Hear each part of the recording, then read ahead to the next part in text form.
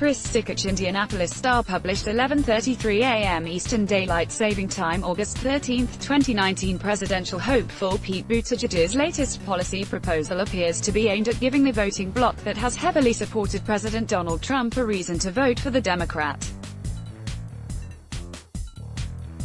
The South Bend mayor released a wide-ranging, 14-page proposal Tuesday to help rural America, largely by providing resources for job creation, infrastructure improvement, and access to education.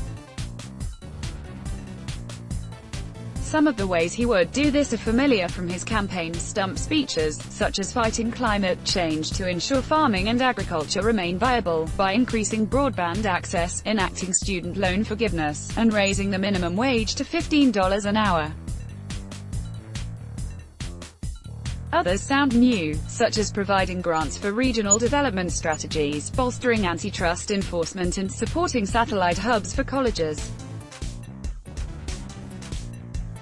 He proposes to increase government spending, but it's unclear how much or how he would pay for it.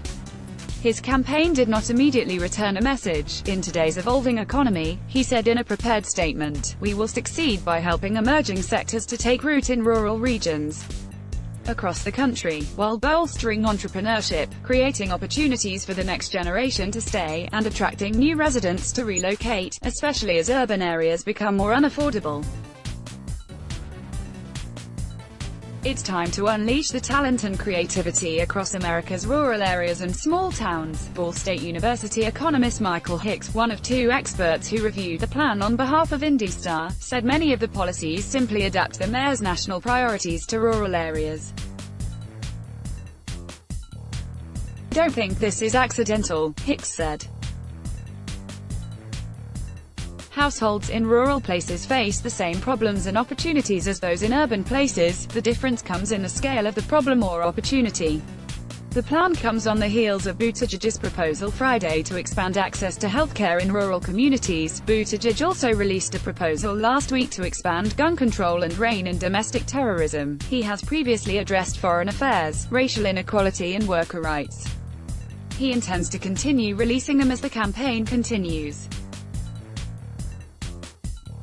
Here are some highlights of his latest proposal. Provide government resources. Grant $200 million for state and local governments' regional development strategies. Provide $10,000 grants to qualifying veterans who are starting businesses. Double the Commerce Department's Manufacturing Extension Partnership, which trains rural workers in new business practices, to $3 billion. Spend $5 billion in an apprenticeship program for trades, increase tax deductions for rural companies that hire interns. Create a visa for immigrants who work in rural underserved areas. Strengthen antitrust regulations to protect workers and family farmers. Taking on climate change. Commit $50 billion to support research and development in soil technology, plant and animal health, food safety, and other natural resources. Provide $5 billion annually for investments that would mitigate damage from natural disasters by strengthening areas before they hit. Pay farmers for conservation. Increase digital access. Commit $80 billion to expand internet coverage through a variety of public and private partnerships. Upgrade 911 systems. Restore net neutrality. Help teachers increase Title I funding to support higher teacher pay. Spent $50 million in a grant program that encourages residents to become teachers in their communities. Student loan forgiveness for qualifying teachers. Increase a grant program for special education teachers by $150 million. Increase access to education. Provide free education to qualifying low and middle-income students in rural colleges. Provide $50 million in grants for satellite hubs for colleges. Invest $25 billion in colleges that primarily serve minority students. Workers' rights. Increase the minimum wage to $15 an hour. Provide rural workers with paid sick and family leave. Allow more rural workers to organize unions. Increase access to overtime pay. Reaction. Hicks, the Ball State economist, said it's a mixed bag. He thinks the focus on regional development initiatives, which he points out already is happening to some degree in Indiana, would help rural areas better understand how to prioritize public investment. Hicks likes many of Buttigieg's ideas to increase internet and technology access to rural areas, to promote immigration to distressed areas and to protect agriculture workers. His idea to extend community-owned networks and tie telecommunications expansion to public investment, schools, libraries and 911 systems, is exactly what this space needs. Hicks said, "We could have expanded broadband long ago if we leveraged public and private spending to boost demand in more rural places."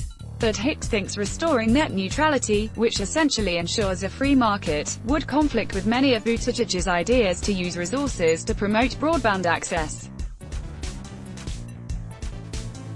He's also concerned that increasing the minimum wage would lead to job losses through more automation. For rural places, that level of compensation will artificially speed automation, limit formal job opportunities for many workers, especially the young and less well-educated, and grow the size of the shadow economy in rural America, he said. David Terrell, leader of the Rural Policy Research Institute at Ball State, indicated it's clear Buttigieg has a grasp of the issues in rural areas and largely liked what the mayor proposed after reading through the plan.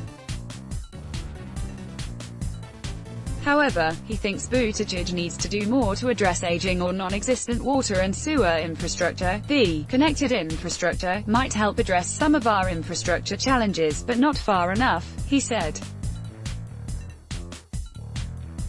Call Indy Star reporter Chris Sikich at 317-444-6036. Follow him on Twitter, at Chris Sikich.